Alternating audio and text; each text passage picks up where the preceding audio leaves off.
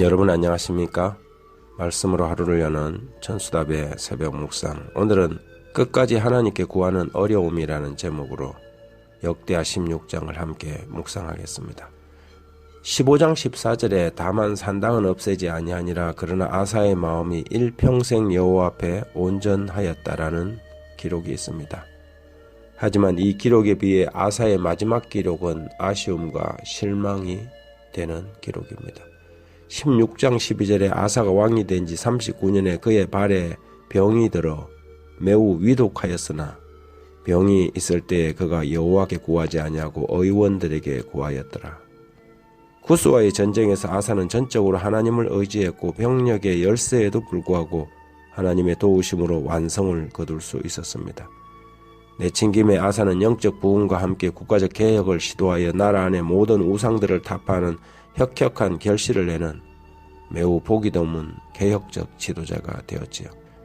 하나님은 그의 생전에 나라와 주변에 평강을 주셨고 그에 관한 기록은 유다 왕 가운데 어떤 왕보다 좋은 기록으로 남을 뻔했습니다.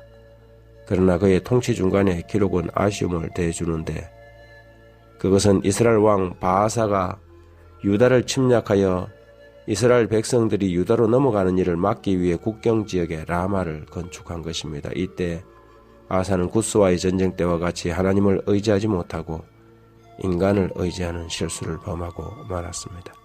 16장 2절 3절에 보면 아사가 여호와의 전 곳간과 왕궁 곳간에 언금을 내어다가 다메섹에 사는 아람 왕 베나닷에게 보내며 이르되 내 아버지와 당신의 아버지 사이에와 같이 나와 당신 사이에 약조하자. 내가 당신에게 은검을 보내노니 와서 이스라엘 왕 바아사와 세운 약조를 깨뜨려 그가 나를 떠나게 하라 하며 그의 전략은 효과가 없지는 않았습니다.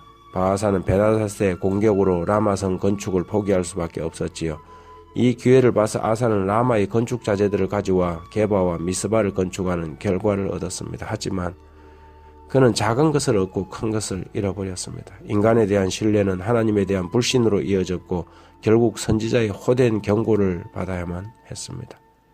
하지만 아사의 불신은 여기서 끝나지 않았습니다. 10절에 아사가 노하여 선견자를 옥에 가두었으니 이는 그의 말에 크게 노하였음이며 그때 아사가 또 백성 중에 몇 사람을 학대하였더라. 재림교회 성경주석 역대하 16장 12절은 이렇게 주석을 달고 있습니다. 아사는 전쟁이나 국가 정책뿐만 아니라 질병에서도 인간의 도움에 지나치게 의존했다. 한때 그렇게도 강하던 그의 믿음이 어떻게 이렇게 약해졌는지. 한 번의 승리는 결코 또 다른 승리를 보장하지 않는다. 오늘의 힘이 내일의 힘에 대한 보증은 아니다.